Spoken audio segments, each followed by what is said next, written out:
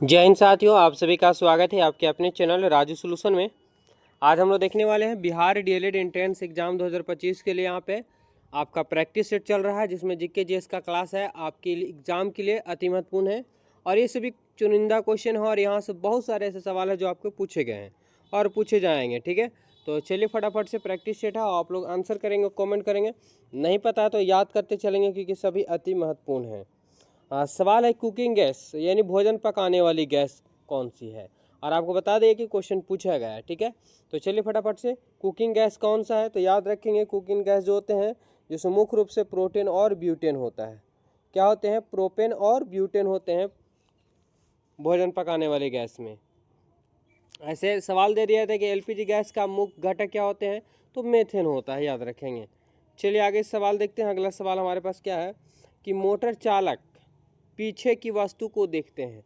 10th class का ये question है और चलिए बताइए फटाफट से कि मोटर चालक जो है पीछे देखने की वस्तु के लिए किस दर्पण का प्रयोग करता है। किसका प्रयोग करता है? आप लोगों को पता होगा कि उत्तल दर्पण का प्रयोग करते हैं पीछे की वस्तु को देखने के लिए, नहीं जिसको साइड मिरर कहा जाता है। तो साइड मिरर में उत्तल दर्पण लगे हुए रहते हैं। सवाल अगला कि milk of magnesia, milk of magnesia नाम से भी पता चल रहे होंगे मिल्क ऑफ मैग्नीशिया है। क्या होगा इसका सूत्र, क्या होंगे? तो देखिए मैग्नीशिया यानी एमजी तो कन्फर्म क्या आएगा, मैग्नीशियम यानी मैग्नीज होते हैं, तो यहाँ पे एमजी तो लग रहा है, लेकिन मिल्क ऑफ मैग्नीशिया होते किसे कहा जाता है, तो याद रखेंगे MgOH को कहा जाता है, मिल्क ऑफ मैग्नीशिया कहा जाता है। ऑप्शन यहाँ पे क्या होंगे, तो बी राइट आंसर हो जाएंगे। अगला सवाल, इनमें से सभी real security of privacy risk के उदाहरण है। क्या है कि इनमें से सभी real security of privacy risk के उदाहरण है, वायरस के या आइडेंटिटी थेफ्ट्स के या हैकर्स के या स्पैम के। क्या होंगे राइट आंसर यहाँ पे? तो देखिए नाम से भी आपको पता चल रहा होंगे कि real security of privacy risk के उदाहरण है, तो यह स्कैम। क्या है? स्कैम है यानी रिस्क है इसमें। ऑप्शन यहाँ पे डी राइट आंसर हो जाएंगे। चलिए देखते हैं अगले सवाल की, और अगला सवाल क्या है हमारे पास, क्वेश्चन नंबर 5। सर्विक्स प्राप्तकर्ता के रक्त प्रवाह कर सकते हैं। यहाँ पे है सर्विक्स प्राप्तकर्ता, सर्विक्स प्राप्तकर्ता से रक्त प्राप्त कर सकते हैं केवल ग्रुप ए बी, केवल ग्रुप ओ, केवल ग्रुप ए और ए बी, या group O A B A B. क्या होंगे राइट आंसर यहाँ पे 5 नंबर सवाल का? तो याद रखेंगे सर्विस प्राप्तकर्ता से जो प्राप्त कर सकते हैं रक्त, यानी कोई भी रक्त प्राप्त कर सकता है तो केवल ए बी ग्रुप होते हैं और ये सर्वग्राही कहलाता है, इसलिए सभी से रक्त ले सकता है, याद रखेंगे। और ओ सभी को रक्त दे सकता है। रक्त दाब जिसे ब्लड प्रेशर कहा जाता है इंग्लिश में, तो रक्त दाब को नियंत्रण यंत्र मापा जाता है। रक्त दाब को किस यंत्र से मापा जाता है? ठीक है, यानी ब्लड प्रेशर मापने वाले यंत्र को क्या कहा जाता है? याद रखेंगे सिर्फ गमो मैनोमीटर कहलाता है। क्या? सिर्फ गमो, यहाँ पे ग नहीं लिखा है, कोई दिक्कत नहीं है, सिर्फ गमो मैनोमीटर कहलाता है रक्त दाब मापने वाले यंत्र। अगला सवाल, निम्न में से कौन सा एक ग्रीन हाउस गैस नहीं है? क्या यहाँ पे ग्रीन हाउस गैस नहीं है, ये आपको बताने हैं। क्या नाइट्रस ऑक्साइड है, ओजोन है, सल्फर डाइऑक्साइड है या कार्बन डाइऑक्साइड है? सभी आपको एक जैसे लग रहे होंगे, लेकिन सवाल को ध्यान समझने का प्रयास कीजिएगा। ग्रीन हाउस गैस नहीं है, तो देखिए ग्रीन हाउस गैस नहीं है, वो है सल्फर डाइऑक्साइड यानी SO2 जो है वो ग्रीन हाउस गैस नहीं है। ऑप्शन की बात करें, ऑप्शन यहाँ पे डी राइट आंसर हो जाएंगे। ग्रीन हाउस गैस में CO2 सबसे ज़्यादा खतरनाक होते हैं। यही है कि पृथ्वी का टेम्परेचर दिनों दिन क्या होता जा रहा है, बढ़ता जा रहा है। ठीक है, ऑप्शन की बात करें, ऑप्शन सी राइट आंसर हो जाएंगे। चलिए अगला सवाल, एक परमाणु रिएक्टर में कैडमियम क्षार किस लिए उपयोग किया जाता है? परमाणु रिएक्टर में आप लोग पता होंगे विशाल मात्रा में ऊर्जा प्राप्त किया जाता है, यूरेनियम जैसे धातुओं का प्रयोग किया जाता है, थोरियम जैसे का। यहाँ पे कि एक परमाणु रिएक्टर में कैडमियम क्षार का उपयोग होता है, किस लिए? क्या न्यूट्रॉन को अवशोषित करने के लिए, न्यूट्रॉन के फैलाव के लिए, या तीव्र न्यूट्रॉन को धीमे करने के लिए, या न्यूट्रॉन की तीव्र करने के लिए? क्या होंगे राइट आंसर यहाँ पे? तो देखिए यहाँ पे राइट आंसर की हम बात कर ले, ठीक है, तो यह न्यूट्रॉन को अवशोषित करने के लिए कैडमियम का क्षण प्रयोग किया जाता है। और ये क्वेश्चन आपका पूछा गया है डीएलएड एंट्रेंस एग्जाम में ही, आप क्वेश्चन बैंक होंगे तो आप देख सकते हैं। चलिए अगले सवाल की ओर चलते हैं। अगला सवाल है क्या कि पानी में निलंबित अशुद्धियों को प्रभावी ढंग से हटा सकते हैं। पानी में निलंबित, ठीक है, अशुद्धियों को प्रभावी ढंग से हटा सकते हैं। क्या? चूने कम मिलने से, या रेत के माध्यम से फिल्टर करने से, या फिल्टर फिटकरी जोड़ने से, या क्लोरीक्रीन करने से? क्या होगा राइट आंसर यहाँ पे? याद रखेंगे कि पानी में निलंबित अशुद्धियाँ हो उसको प्रभावी ढंग से यानी हटा सकते हैं। कौन सा ढंग से? तो फिल्टर फिटकरी जोड़ने से इसको अशुद्धियों को हटा सकते हैं, पानी में निलंबित अशुद्धियों को। सफ़ेद प्रकाश के स्पेक्ट्रम किसे अध्ययन किया जाता है? वेरी वेरी इंपॉर्टेंट क्वेश्चन है। सवाल को समझे पहले कि सफ़ेद प्रकाश के स्पेक्ट्रम किससे अध्ययन किया जा सकता है? माइक्रोस्कोप से, दूरबीन से, या रिस्ट्रोस्कोप से, या स्पेक्ट्रोस्कोप से। बिल्कुल यहाँ पे आपको नाम से भी पता चल रहा होगा कि सफ़ेद प्रकाश जो है स्पेक्ट्रम किसके अध्ययन से पता किया? तो स्पेक्ट्रम पता करना है तो ये क्या होता है? स्पेक्ट्रोस्कोप से पता कर लिया जाता है। ऑप्शन यहाँ पे डी राइट आंसर हो जाएंगे। बैटरी में इस्तेमाल नाइट्रोजन के यौगिक हैं, क्या है? बैटरी में आपको पढ़े होंगे कि तेजाब प्रयोग किया जाता है H2SO4 यानी सल्फ्यूरिक एसिड, लेकिन यहाँ पे बैटरी में इस्तेमाल नाइट्रोजन के यौगिक हैं। कौन है? अमोनिया है, अमोनियम नाइट्रेट है, अमोनियम क्लोराइड है, या अमोनियम नाइट्राइड है। क्या होगा राइट आंसर? 11 नंबर सवाल का आंसर। तो देखिए राइट आंसर की बात करें अमोनियम क्लोराइड हो जाएगा, अमोनिया क्लोराइड नाइट्रोजन की यौगिक का। ऑप्शन यहाँ पे सी। रेटिना के किन कोशिकाओं में रंगीन दृष्टि को संभवतः बनाया है? सवाल को समझेंगे कि रेटिना के किन कोशिकाओं ने रंगीन दृष्टि को संभवतः बनाया है? रोडस को, कोनस को, फोबिया को, या ब्लाइंड स्पष्ट को। 12 नंबर सवाल का आंसर। याद रखेंगे कि क्या कि रंगीन दृष्टि को संभवतः बनाया तो कोनस को। आपको पता हो कि मानव दृष्टि में रेटिना पे ही क्या किसी वस्तु का प्रतिबिंब बनता है। अगला सवाल है 13 नंबर क्वेश्चन। सूर्योदय एवं सूर्यास्त के समय सूर्य लाल प्रतीत होता है, क्यों? ये भी आपको 9th क्लास के ही क्वेश्चन देखने को मिले हैं और ये क्वेश्चन पूछे गए हैं। ठीक है, 9th 10th से बहुत सारे क्वेश्चन आते हैं आपको डीएलएड एंट्रेंस एग्जाम में। क्या होगा राइट आंसर? याद रखेंगे कि धूल के कण और हवा अणुओं के कण को बिखरना, ठीक है, इस प्रभाव के कारण जिम्मेदारी होता है। किस कारण से होता है? कि सूर्य के प्रकाश जो आती है काफ़ी लंबे समय में क्षैतिज तल से, जो काफ़ी लंबे समय में काफ़ी दूरी से आती है, जो वायुमंडल में धूल कण से टकराते हैं और प्रकाश छितिर बितिर होता है, जिसके वजह से सूर्योदय सूर्यास्त के समय सूर्य क्या होता है? लाल रंग प्रतीत होता है। यहाँ पे लाल ही रंग इसीलिए आ पाता है क्योंकि लाल रंग का तरंगदैर्घ्य अधिक हो पाता है, बाकी विचलन हो जाते हैं, लाल रंग का विचलन कम हो पाता है, इसलिए आंखों तक वही पहुँचता है। अगला सवाल, निम्न में से कौन हमारे कान ऑसिकल है ना, ऑसिकल्स नहीं है? मेलियस, दायरे, निहाई, स्टेपिस। तो बिल्कुल यहाँ पे राइट आंसर की हम बात करें तो क्या होगा? दायरे जो है वो हमारे कान का ऑरिकल्स भाग नहीं है। ऑप्शन बी हो जाएंगे राइट आंसर। अगला सवाल है कि कार्बन का एक रूप जो एक अच्छा स्नेहक है, कार्बन का एक रूप बताना है जो एक अच्छा स्नेहक है। ठीक है, हीरा है, कोक है, ग्रेफाइट है, या लकड़ी का कोयला है। 15 नंबर सवाल का आंसर। याद रखेंगे एक अच्छा स्नेहक के बारे में पूछा था तो स्नेहक एक प्रकार क्या है? ग्रेफाइट है। ग्रेफाइट यानी हीरा और ग्रेफाइट, कोयला, ये सभी के सभी क्या होते हैं? कार्बन के रूप होते हैं, जिसमें अच्छा स्नेहक ग्रेफाइट है। सामान्य अगला सवाल है कि सामान्य दूध के मंथन से क्रीम किस वजह से अलग हो जाता है? सामान्य दूध के मंथन से क्रीम किस कारण से अलग हो जाता है? उसमें से क्या केंद्र भूमुखी बल के कारण, या केंद्र प्रसारण कारण, या घर्षण बल कारण, या गुरुत्वाकर्षण बल कारण? तो देखिए यहाँ पे राइट आंसर की हम बात करें तो क्या होगा? केंद्र प्रसारण के कारण। केंद्र प्रसारक के कारण जो होते हैं दूध से मक्खन क्या होते हैं? अलग हो जाते हैं।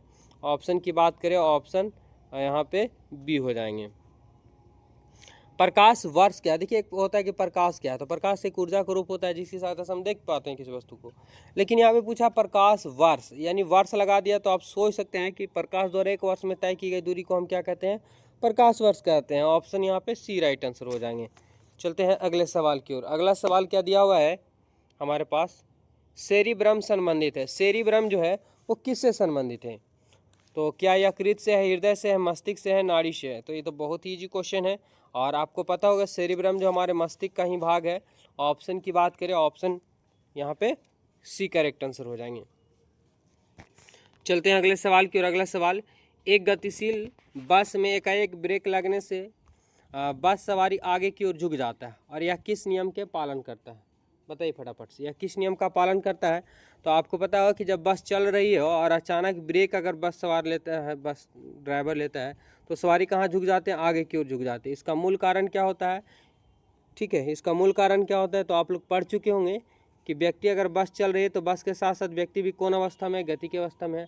लेकिन अगर ब्रेक लगता है तो बस तो ब्रेक लगने की वजह से विरामावस्था में आते हैं, लेकिन व्यक्ति अपना गति की अवस्था बनाए रखना चाहते हैं, जिसके कारण से वो आगे की ओर झुक जाता है। और यह न्यूटन गति का नियम होता है। क्या नियम है कि न्यूटन का प्रथम नियम कि यदि कोई वस्तु गतिशील है तो गतिशील ही रहेगा, अगर वह विरामावस्था में तो विरामावस्था में ही रहेगा जब तक कि उस पर कोई बाहरी बल ना लगाया जाए।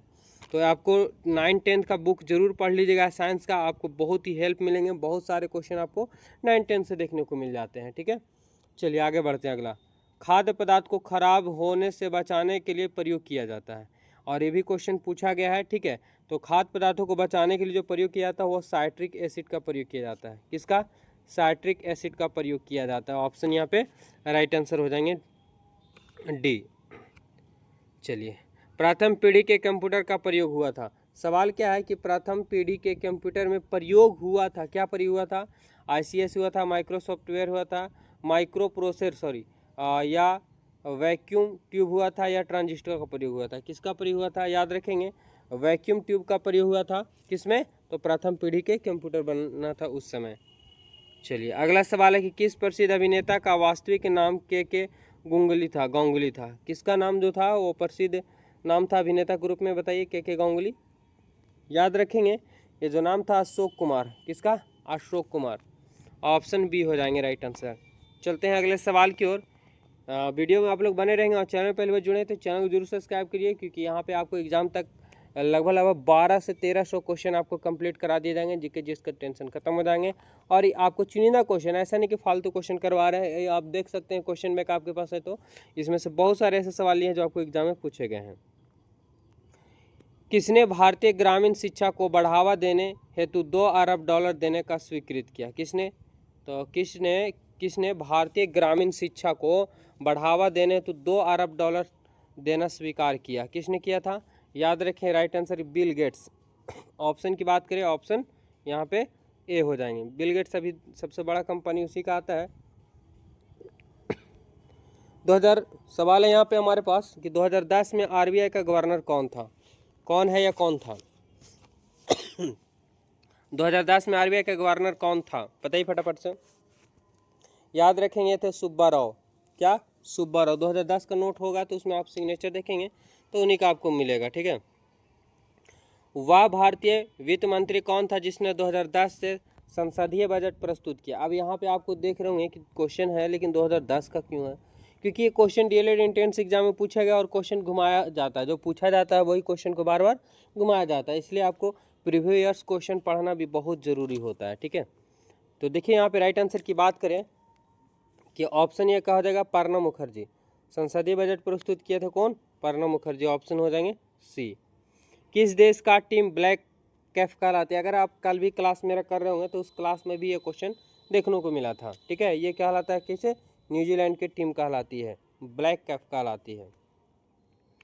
क्वेश्चन नंबर है 27, विशेषण ओवाइन किसके लिए प्रस्तुत होता है? यहाँ पे सवाल है, विशेषण ओवाइन किसके लिए प्रयुक्त होता है? किसके लिए होता है? याद रखिए, ये भेड़ के लिए होता है। किसके लिए? भेड़ के लिए ओवाइन। विश्व में सर्वाधिक उगाई जाने वाली फसलें कौन सी है? विश्व में उगाई जाने वाली सबसे ज़्यादा अधिक फसलें किसकी है? याद रखिए, राइट आंसर की हम बात करें तो चावल। ठीक है, चावल लगभग सबसे ज़्यादा उगाई जाने वाली फसलें हैं। हमारे पास क्वेश्चन है 29 नंबर के 2010 में USA में भारत का राजदूत थे। कौन थे 2010 में? तो 2010 में USA में भारत का राजदूत कौन थे?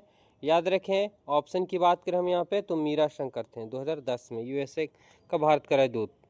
किस खेल में हॉकी आई तकनीक का प्रयोग होता है? सवाल यहाँ पे, किस खेल में हॉकी आई तकनीक का प्रयोग होता है? किस में होता है? तो क्रिकेट में। किस में? क्रिकेट में। अधिकतम राज्यों के साथ सम्मिलित सीमा होने वाले राज्य, अभी क्वेश्चन पूछा गया है। ठीक है, अधिकतम राज्यों के साथ सम्मिलित सीमा साझा करने वाले राज्य का नाम बताना। कौन सा ऐसा राज्य जो सबसे ज़्यादा राज्यों से सम्मिलित है, ये मिला हुआ है, जुड़ा हुआ है? क्या होंगे राइट आंसर? 31 नंबर सवाल का आंसर याद रखेंगे उत्तर प्रदेश। उत्तर प्रदेश। अगला, सागर तट की ओर जाने वाली तरंग को क्या कहते हैं? तो सागर तट की ओर जाने वाली तरंग को जो कहा जाता है, ठीक है, क्या कहा जाते हैं? याद रखेंगे, भूकंप सिंधी कहलाता है। भूकंप सिंधी कहलाता है। अगला सवाल है, है ना, एस्किमो कहा करते हैं, सॉरी एस्किमो कहाँ रहते हैं, एस्किमो कहाँ रहते हैं, ठीक है। ये कनाडा तथा अलास्का में रहते हैं, कनाडा और अलास्का में। तो कुछ क्वेश्चन आपको 2-4 क्वेश्चन ऐसे देखेंगे जो पकड़ में नहीं आएंगे, लेकिन बहुत सारे क्वेश्चन आपको पूछे हुए क्वेश्चन ही क्लियर करेंगे। तो इसलिए आपके लिए इम्पोर्टेंट है, जीके जीएस जरूर ध्यान दीजिए, साथ ही साथ में आपके लिए सभी इम्पोर्टेंट है, ठीक है। लेकिन रिजल्ट आपको जीके जीएस से ही होते हैं। निम्नलिखित नदियों में से कौन सी, है ना, विनाश घाटियों में स्थित है, सॉरी विभ्रांस घाटियों में स्थित है। क्या होंगे राइट आंसर यहाँ पे, याद रखेंगे ताप्ती नदी घाटियों में, है ना, विभ्रांस अवस्थित है। अगला सवाल है सेलवा होते हैं, क्या होते हैं सेलवा, तो ये आपको बताना कमेंट करके इसका राइट आंसर, ठीक है। तो इस वीडियो में यहीं तक रहने देते हैं, और कल भी लेके आएंगे जो चुनिंदा क्वेश्चन आपके एग्जाम के व्यू से। तो हमारे चैनल से अभी तक नहीं जुड़े हैं तो जुड़ जाइए, मिलते हैं नेक्स्ट वीडियो में, तो दिल से लिखो, धन्यवाद।